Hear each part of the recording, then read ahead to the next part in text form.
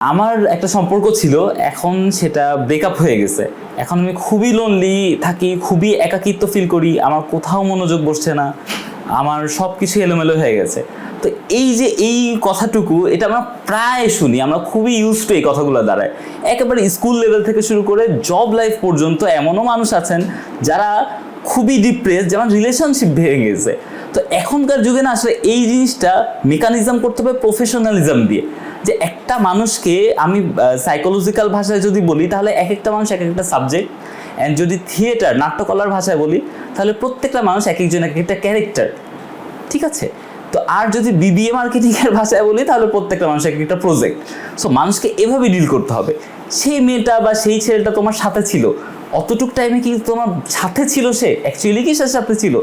যদি সাথে থাকে তাহলে ডেফিনেটলি তোমার তাকে ফ্রিডম দিয়ে মুভ অন করাটা উচিত এবং নিজেকেও ফ্রিডম দেওয়াটা উচিত। কারণ সে সাথে তোমার সাথে যতক্ষণ ছিল সে কমিটমেন্টে ছিল, তো সে তোমার সাথে ছিল, এখন সে থাকতে যাচ্ছে না, জোর করে তো রাখার কিছু নেই।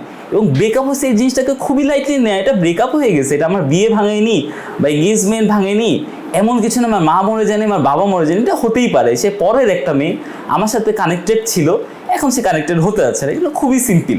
এটাকে জেকে ধরে বসে মন খারাপ করে, মানে থাকে না, খাওয়া দাওয়া অফ করে, নেশা করে, যে আমি এইটা মেয়ে পাচ্ছি না, আমি নেশার উপর ডিপেন্ড হয়ে গেলাম, গাঁজা খেলে আমার খুব ফিল হয়, মেয়েটার কথা খুব মনে পড়ে, স্যাড স্যাড দুইটা গান শুনি, মানে আমি তো ভাই ফিলে আছি, মানে এরকম। এটা কিন্তু লাইফ না।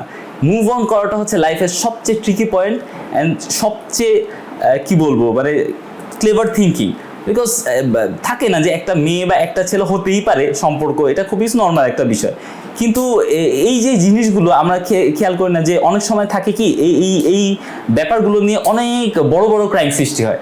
যেমন ব্ল্যাকমেইলিং, একটা মেয়ে ছেলের সাথে রিলেশন ব্রেকআপ হয়ে গেছে, এখন ছেলেটা মেয়েকে ব্ল্যাকমেইল করছে যে তোমার তো ভিডিওস আছে আমার কাছে বা কোনো পার্সোনাল কিছু আছে, আমি কিন্তু তোমার কিন্তু আমার রিলেশন করতেই হবে।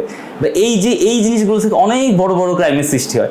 ভাই আমি তো বুঝি না কেন এখন একটা মেয়ে আপনার সাথে যতক্ষণ ছিল, বা একটা ছেলেরই ধরেন আপনার সাথে যতক্ষণ ছিল, সে তো ফুললি কমিটমেন্টে ছিল, সে তখন চিট করেনি, বাট এখন তো থাকতে মন চাচ্ছে না, এটা লাইটলি মেনে নেবেন, এটা কি ডিপলি কিছুই যাবেন না। Simplicity is the best policy. আপনি তাকে দূর থেকে দেখবেন, সে আপনাকে শ্রদ্ধার চোখে দেখবে, এইটাই তো আপনার সর্বোচ্চ ভালোবাসা পাওয়া। সে এখন আপনাকে শ্রদ্ধার চোখে দেখছে, এর চেয়ে বড় পাওয়া তো আমি আর কিছু দেখি না। সো মন খারাপের কিছু নাই, এটাকে একেবারে টেকেন ফর গ্রান্টেড নেন।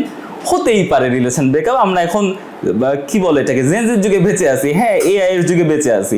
এখন আমরা ওরকম ফিলোসফিতে নেই যে রিলেশন ব্রেকআপ হয়েছে মানে আমরা ওই মেয়ে চলে গেছে, এখন হাসানের লাল শাড়ি পরিয়া কন্যা গান শুনবো আর কানবো, বাপ মার সাথে কথা বলবো না, খাওয়াটাও বন্ধ করে দেবো। It's nothing like that.